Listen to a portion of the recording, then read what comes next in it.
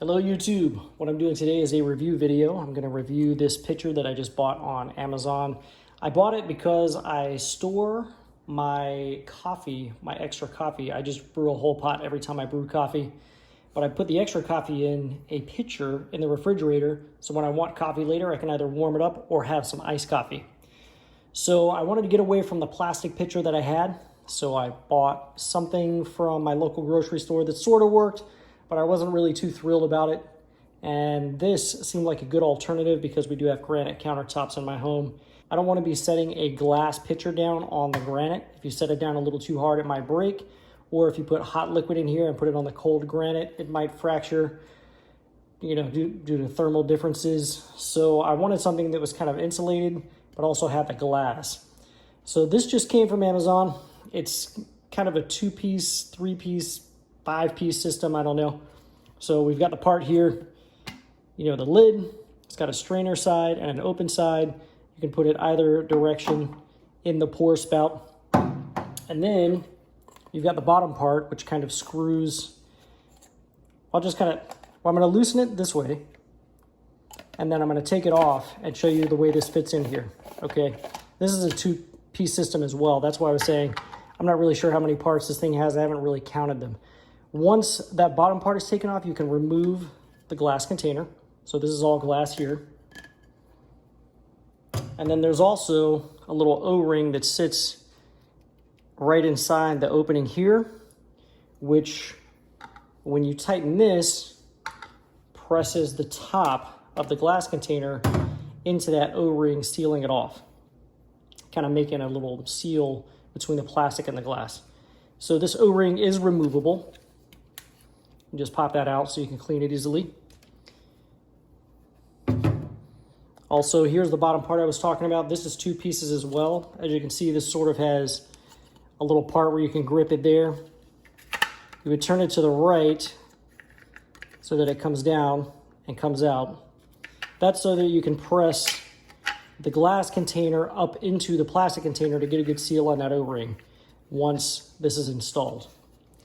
So I've got it all taken apart. What I want to do is a couple of thermal tests on this thing. I want to make sure it's going to stand up to my intended use. So I'm going to take some nice hot water and pour it in here, see if it shatters. All right. So I figured the best way to test this would be to take nice hot water that's just come through my coffee maker and pour it right into this room temperature vessel here. I wouldn't really recommend trying this at home just because the glass might crack and or shatter, but I'm going to do it anyways here for you guys. So let's do it.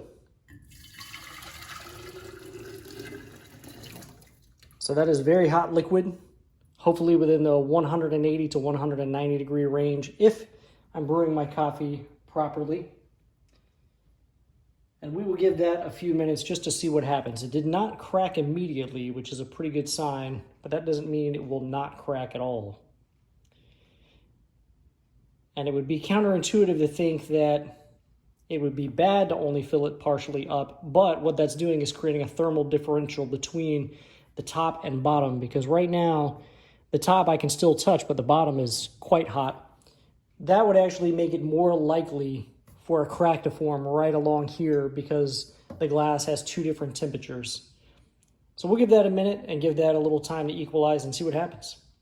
And then what I'll do is pour a little cold water from my faucet in it after dumping that out, see what happens then. But as of right now, it has not cracked. So I'm actually pretty impressed with that. That was pretty hot water. And we're not dripping or leaking or anything. I didn't hear any pings, no cracks. So I think it's going to stand up from a thermal perspective. Obviously, I would not put freshly brewed hot coffee in this thing on a daily basis, but I figured that, I would give it a little time to cool down before pouring it into the pitcher. But I figured that this would be the most extreme case I could think of as far as thermal shocking the glass to see if it holds up. So I'm gonna go ahead and dump that out. You can actually hear my sink pop because of the temperature differential. But let's pour some cold water on here, see what happens. Whoa, I'm nervous. It's in my hand.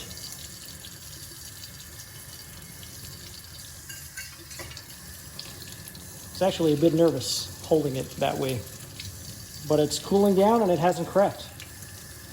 So I am confident that this thing will hold up to the thermal abuse that I'm going to throw at it. Again, I wouldn't be putting fresh brewed, extremely hot coffee in it like I just did with the water, but it's good to know that it will probably hold up to that. Over time, if you did that every day, I don't know what would happen. Any imperfection in the glass would reveal itself and it would probably shatter over time. But in this case, it did hold up.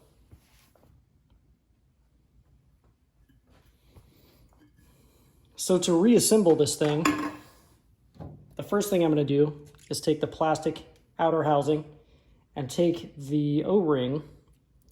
So if you look at the O-ring, there's kind of a flat side with ridges, and then there's kind of a thicker side that has deeper ridges in it. So the flatter side is the side that's going to go on top of the glass. So you want the ridges to go right in here and fit into the plastic part. And when you're putting this in place, you want to make sure it's fully seated. It might be easier to work from the top as well. Make sure it's fully seated all the way around. Take the glass vessel, slide it into the plastic. Take the plastic bottom, screw that into place. And then once this is fully seated, this outer part, you might want to turn this bit to the right a little bit until it's nice and snug, snugging up the glass to this O-ring. And then all you have to do is place your lid. So pretty straightforward. I think this is going to work for my purposes. I hope you guys enjoyed the video and the review plus the shock test. So if you want to purchase this item, it is available on Amazon. I think it was around $30. Guys, thank you very much for watching. Everyone, if you enjoyed today's video, I would invite you to go ahead and hit the subscribe button down below right there on the right-hand corner. And if you felt that the products in today's video is something you might like to own yourself, there's a product link right up there to the right, upper right-hand corner, or down in the description will be a product link for you to purchase the product as well. Thank you very much for watching YouTube.